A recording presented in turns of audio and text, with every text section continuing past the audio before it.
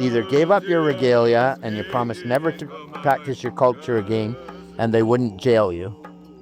They did everything in their power to interrupt our language, to interrupt our culture, to interrupt our places of living, to interrupt our practices, our rituals. That's where the importance of the Guardians comes in. They're now the soldiers that protect our land.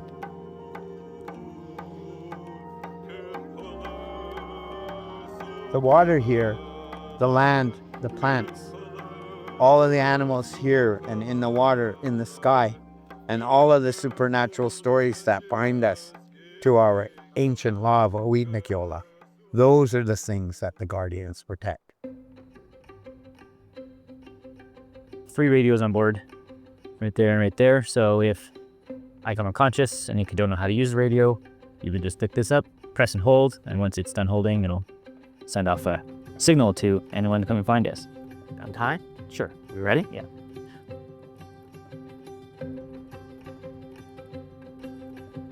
With our people, not just Mamalilikulla, but like all the Kwakwaka'wakw people and other different nations that are along the coast, believe that the animals aren't just animals, but there are people. They're our ancestors. They're our brothers and sisters. The whale itself is our nation's like crest that they have chosen for it.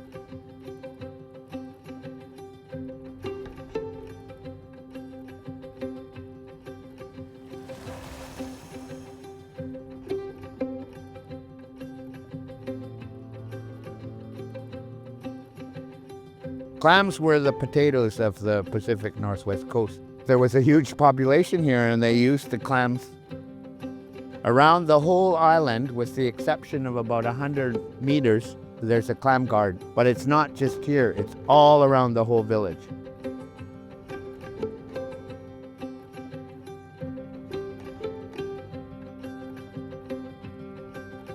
We have to get on their skiff because it's quite shallow. All the Guardians would be working there, multi-nation, clearing the beach by moving a lot of the smaller boulders and adding it to the clam wall. That clam garden shows that the people were here, the Mamalilikulla were here, and with the hopes of all the work that's gone on in that clam garden is that it becomes an active clam garden again. It starts growing again. Right now it's a pretty stagnant beach. No one has really worked it in probably a few hundred years. With all the Guardians moving all the rocks, using the rakes to fluff the beach, moving the sediment and soil around. Some sediment was quite old and you'd be able to smell it. Doesn't smell the nicest as it's being moved around, right? So the amount of work that those Guardians did, even just the first day as they moved all those rocks. And the second day I droned it and was able to see the difference from the first time that we had it to the second time, and you could really clearly see the new addition that they added to the wall. So when you start cleaning and turning them over, those clams will start regenerating.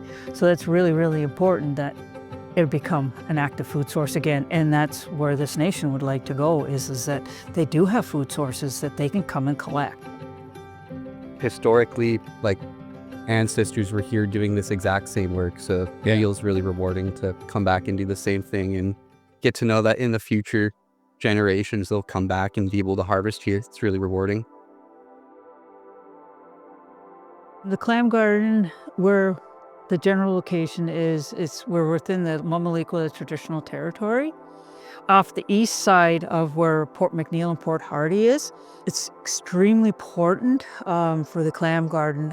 The location of this work, and we will be doing future archaeology work there.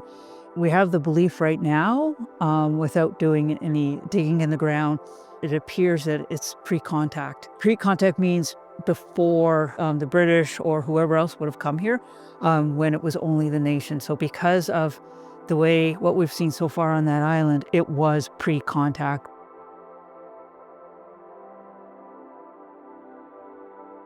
This whole the Mamalilikulla territory is quite big, but I've been all over the place. Coming home when I first took on this job, best thing that I've ever, because I used to live here, eh? Yeah. It's a good feeling just coming back home. We did a survey here with Sean, and we did a core sample. The village used to be all along here. Yeah, inside. I've learned a lot from Sean. There are so many that within our territory that is either not documented or incorrectly documented, where it's just a 20-meter dot. Logging companies will use that as like stone, that's it.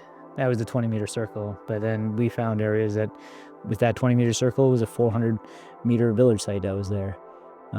So how can you assess these places if you're going to harvest or log them if you haven't fully understand how these landscapes are utilized and how they all articulate with one another on a much more deeper level? We have so many nations. There's so much work to be done. Using archaeology, which has largely been a Western science, to be used by nations in their own way to answer questions that they want answered, I think that makes it more meaningful for a lot of archaeological practitioners. It's ground up as opposed to, say, top down like by academic research, but it's still using all the skills of that kind of like the academy, but then infusing it with sort of Indigenous-led ideas and knowledge that they want to see, making it useful that way. That's sort of the goal, right?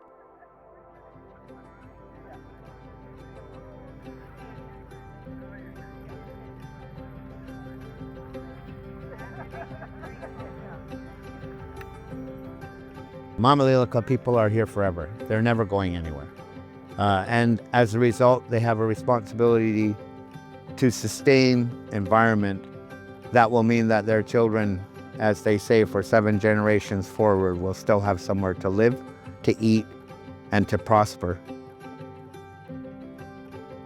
So this pole is reflective of our environment. Ernie's going to unveil it, but it's reflective of our environment and not as a crest pole for the Mamalilikulla.